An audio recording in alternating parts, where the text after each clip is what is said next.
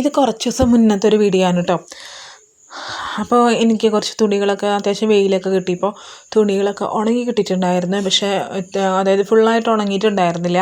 അപ്പോൾ എൻ്റെ കുളിയും കാര്യങ്ങളൊക്കെ കഴിഞ്ഞപ്പോൾ ഞാൻ ആ തുണിയൊക്കെ ഒന്ന് വിരിച്ചിടാൻ കേട്ടോ. സാൻ്റെ മോൾക്ക് ഇപ്പോൾ ഓണമൊക്കെ വരാറായല്ലോ, എക്സാമൊക്കെ സ്റ്റാർട്ടായിട്ടുണ്ട്. അപ്പോൾ ഓണത്തിന് ഇടാനായിട്ട് കഴിഞ്ഞ വർഷം ഞാൻ അവൾക്കൊരു പട്ടുപാവാട തയ്ച്ചായിരുന്നു, പാവാടയും ബ്ലൗസുമായിട്ട് തയ്ച്ചായിരുന്നു. അപ്പോൾ അത് കഴിഞ്ഞ വർഷം ഇട്ടു. അപ്പോൾ ഈ വർഷവും അത് തന്നെ ഇടിക്കാമെന്ന് വിചാരിക്കണം. വേറെ വാങ്ങണ്ടല്ലോ. ഇടിച്ചൊക്കെ നോക്കി അപ്പോൾ പാകമാണ്. അപ്പോൾ ഒന്ന് കഴുകിയിട്ടു. അതാണ് ഈ പാവാടയുടെ തുമ്പ് കാണുന്നത്. നന്നായിട്ട് തേച്ചൊക്കെ കൊടുക്കണം. അപ്പോൾ എനിക്ക് പെട്ടെന്ന് ചുമ വന്നു, തൊണ്ടവേദനയും ചുമയും കുറച്ച് ദിവസമായിട്ടുണ്ട്. അതങ്ങനെ വിട്ടു മാറുന്നില്ല.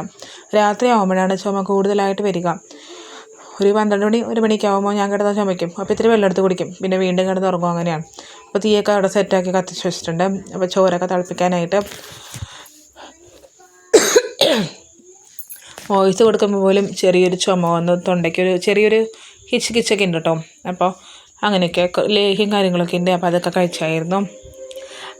അപ്പോൾ അത് കഴിഞ്ഞ് നമ്മൾ ധാന്യപ്പൊടിയുടെ ദോശയാണ് ഉണ്ടാക്കണത്. അപ്പോൾ ഉഴുന്ന് ചേർത്തിട്ടാണ് നമ്മളത് ഉണ്ടാക്കണത്. അപ്പോൾ ഉഴുന്ന് വെള്ളത്തിലിട്ടിട്ടുണ്ടായിരുന്നു. അപ്പോൾ അതൊക്കെ അടിച്ച് ഉണ്ടാക്കി പിള്ളേർക്ക് കഴിക്കാനായിട്ട്. ഇത് സൺഡേയിലെ വീഡിയോ ആണെന്ന് തോന്നുന്നു കേട്ടോ. അപ്പോൾ ധാന്യപ്പൊടിയുടെ ദോശയൊക്കെ അവിടെ തെറ്റാക്കി എടുക്കുന്നുണ്ട് കേട്ടോ, പിള്ളേർക്ക് കഴിക്കാനായിട്ട്. അവർക്ക് വേണ്ടി മാത്രമായിട്ട് ഉണ്ടാക്കിയത്. നന്നായിട്ട് മുരിച്ചെടുത്തു. അപ്പോൾ നമ്മൾ ബീഫിൽ നമ്മൾ കായല്ല പോട്ടെ ചേമ്പിട്ടായിരുന്നു കേട്ടോ. കുറച്ച് ദിവസം മുന്നത്തെ വീഡിയോ ആയതുകൊണ്ട് ഒരു തപ്പൽ വന്നതാണ് കേട്ടോ. അപ്പോൾ അവർക്ക് ഫുഡ് കൊടുക്കുകയാണ്. ഞാൻ കൂളിയൊക്കെ കഴിഞ്ഞു, അപ്പോഴാണ് കൊടുക്കണേ. ഞാൻ പുറത്തേക്ക് കാഴ്ചകളൊക്കെ വീഡിയോ ഇഷ്ടമായി നമ്മൾ സപ്പോർട്ടാക്കുക, ലൈക്ക് ചെയ്യുക, ഷെയർ ചെയ്ത് കൊടുക്കുക. See U.